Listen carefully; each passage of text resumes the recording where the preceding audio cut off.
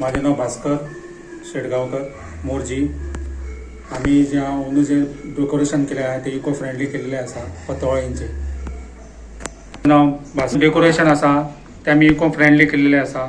जवळ जवळ आमकां जे पतवाळी लागलेले असा आमकां जवळ जवळ 500 पतवाळी लागलेले आहा आणि 1000 दोन त्याच्यापासून आम्ही इको फ्रेंडली केलेले असा. येऊन आम्ही हे लागले साधारण आमकां जवळ आमकां 8-10 दीस आमकां जवळ मेहनत करची पडली.